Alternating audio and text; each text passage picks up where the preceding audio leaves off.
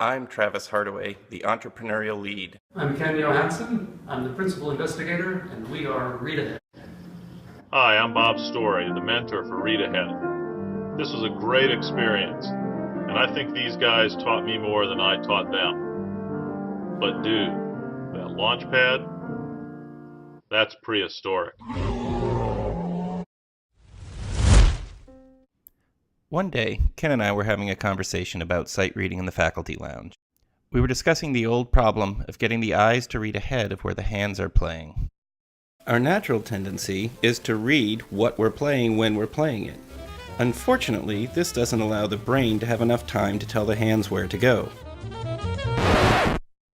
We compared notes, put our ideas together, and devised a method that takes the music away from the reader's field of view before they play it, thus requiring them to read ahead.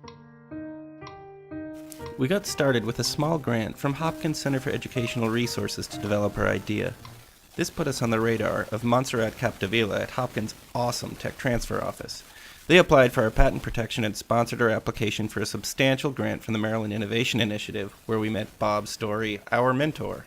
We had a great and simple plan: develop the app, release it in the iTunes store, and watch the checks come rolling in. And while we were doing this iCore thing, we might even pick up a useful tip or two about business.